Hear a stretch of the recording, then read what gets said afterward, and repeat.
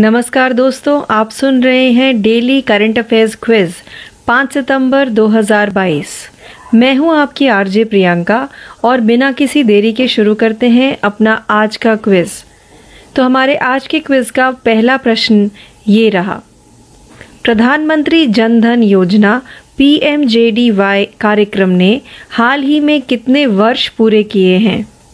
इस प्रश्न का सही उत्तर है प्रधानमंत्री नरेंद्र मोदी सरकार के प्रमुख वित्तीय समावेशन कार्यक्रम प्रधानमंत्री जन धन योजना ने हाल ही में अपना 8वां वर्ष पूर्ण किया है।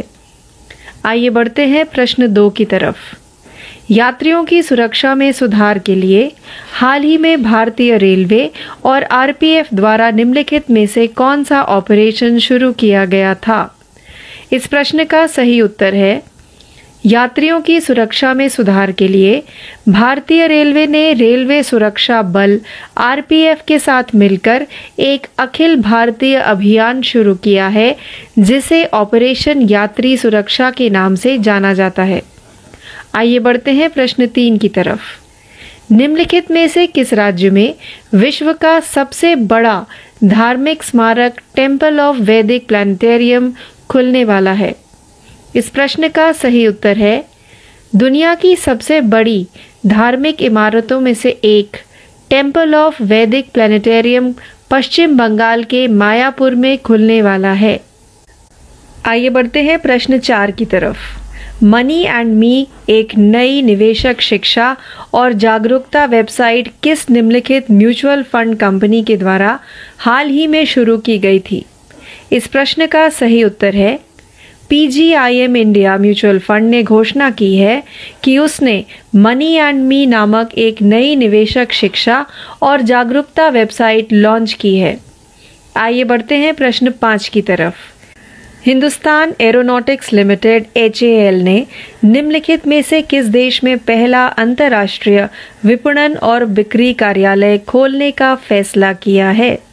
इस प्रश्न का सही उत्तर है राज्य द्वारा संचालित हिंदुस्तान एरोनॉटिक्स लिमिटेड HAL ने मलेशिया के कुआलालंपुर में अपना पहला अंतर्राष्ट्रीय विपणन और बिक्री कार्यालय खोलने के लिए एक समझौता ज्ञापन MOU पर हस्ताक्षर किए हैं। आइए बढ़ते हैं प्रश्न 6 की तरफ। निम्नलिखित में से किस संगठन में अनंत नारायण गोपालकृष्णन को पूर्णकालिक सदस्य के रूप में नियुक्त किया गया था? इस प्रश्न का सही उत्तर है SP Jain institute of management and research SPJIMR के एसोसिएट प्रोफेसर अनंत नारायण गोपाल कृष्णन को पूंजी बाजार नियामक सेबी का चौथा पूर्णकालिक सदस्य नियुक्त किया गया है। आइए बढ़ते हैं प्रश्न 7 की तरफ। 10वीं राष्ट्रीय समुद्री खोज और बचाव अभ्यास SAREX 2022 निम्नलिखित में से किस शहर में आयोजित किया गया था? इस प्रश्न का सही उत्तर है 10वां राष्ट्रीय समुद्री खोज और बचाव अभ्यास SAREX 2022 चेन्नई में भारतीय तटरक्षक बल IGC द्वारा आयोजित किया गया था। आइए बढ़ते हैं प्रश्न 8 की तरफ। निम्नलिखित में से कौन सी एयरलाइन विश्व आर्थिक मंच WEFS के clear skies for tomorrow CST अभियान में शामिल हुई? इस प्रश्न का सही उत्तर है देश की सबसे बड़ी वाहक इंडिगो ने घोषणा की है कि वह विश्व आर्थिक मंच WEFS के नेतृत्व में एक पहल clear skies for tomorrow CST में शामिल हो गई है। आइए बढ़ते हैं प्रश्न 9 की तरफ। बैंक ऑफ महाराष्ट्र ने हाल ही में निम्नलिखित में से कौन सी नई सावधि जमा योजना शुरू की है? इस प्रश्न का सही उत्तर है बैंक ऑफ महाराष्ट्र द्वारा महाधन वर्षा सावधि जमा योजना के रूप में जानी जाने वाली एक सावधि जमा अवधि की घोषणा की गई है। आइए बढ़ते हैं हमारे 10वें व अंतिम प्रश्न की तरफ।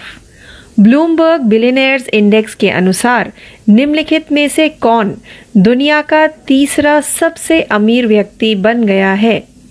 इस प्रश्न का सही उत्तर है गौतम अडानी दुनिया के तीसरे सबसे अमीर व्यक्ति बन गए हैं।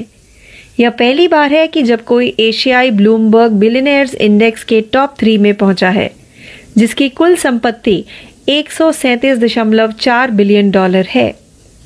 तो इस प्रश्न के साथ ही हमारा आज का कार्यक्रम डेली करंट अफेयर्स क्विज 5 सितंबर 2022 यहीं समाप्त होता है। ज्यादा जानकारी के लिए जुड़े रहिए। मैं हूं आपकी आरजे प्रियंका। धन्यवाद।